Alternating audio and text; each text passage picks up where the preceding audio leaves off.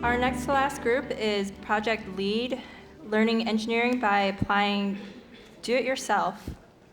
Maybe you've seen their work online at this point. Please welcome Project LEAD.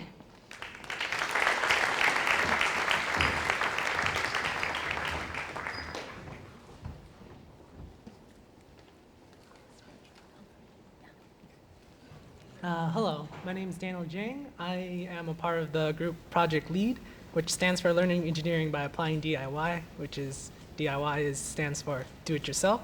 This is Maritza Chavez. And John Moosemiller. He's like at the prom right now, so well, it's all right. He missed out on this great food anyways. So, and our mentors are Sheena Enriquez and Luis Fernandez.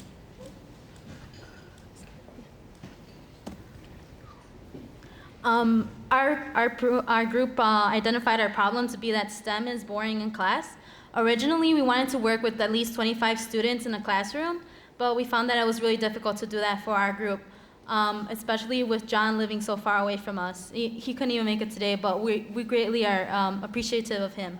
So what we did in order to make our project work, we used the digital world like Facebook and YouTube to spread the fun side of STEM. It was great to use these tools because it was free, it's accessible, and it was a great way to spread STEM interest in STEM globally. So what we did was, one, we built an online audience. We produced YouTube videos about STEM-related projects and DIY projects. One of them would be how to get the Android operating system running on a Raspberry Pi. And for a bit of a comparison, the Raspberry Pi is about the same size as a smartphone. It costs $35, which not $200 instead. And also another video would be to get the Ubuntu operating system running off of a flash drive, which is there's Windows, there's Mac operating system, and then there's Linux. Ubuntu is kind of a very enriching environment operating system for kids because it's very easy to use. It's like a neat introduction. It's also has a pretty cool programming environment and all that stuff too. And another video would be to get the Ubuntu phone experience working on the smartphone. And I would say, yeah, pretty cool stuff. We originally identified success as 25 students in a classroom and us teaching them projects about STEM. It didn't work out that way. We actually made YouTube videos and shared them on Facebook, and it reached globally. We reached at least 100 countries, from the United States all the way to Kenya. And it was really interesting to see how we didn't get to have 25 students, but instead we showed these videos to 2,500 people. And to us, it was pretty amazing.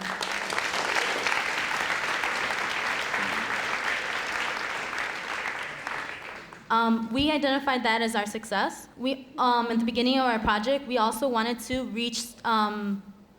teach STEM more to female, because there's not many female in STEM fields.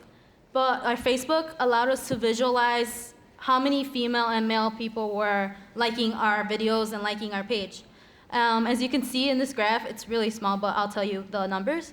We have at least 300 users a week with 25 users in total. The majority were male, but we had a significant percentage of female, and that helped us realize that we were reaching out to even more people.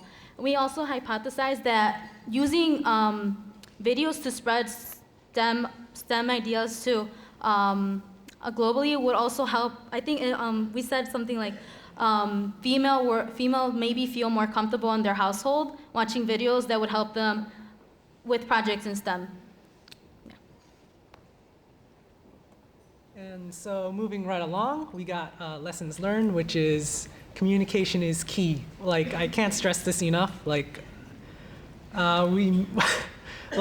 Since we're living around all around Chicago and stuff, we found it very hard to meet a lot of the times and a lot of days. And Also, if any of you guys have been keeping up the news, we also happen to have a communication error with Korea as well. So, and so another point would be that success begins with initiative. And me being Chinese and all, here's a proverb: the journey of 1,000 steps starts with the first one. And it's actually very hard to start that first one. And third would be that goals change, and that's okay, because like Maritza said before, instead of 25 kids, like 2,500, not bad, I guess. We would also like to thank Maria and Connie for all their support. They, even when we felt at our lowest point, when we thought we couldn't do this project, they kept pushing us, and we got to show this to thousands of people, and we're really grateful for them. If it hadn't been for them and the IIT Boyne Scholars Academy and everybody who supports this program, I wouldn't be able to do all of the great things that I've done with this program. And I'd just like to say thank you.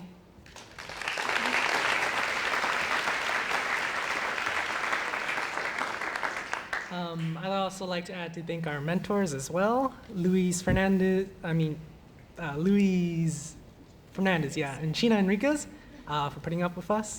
And also, as for moving forward, we're gonna keep on updating and such, maybe upload more videos and update the Facebook page, so you can follow us there. And there's also, we're making plans to actually make this a step further, and we might,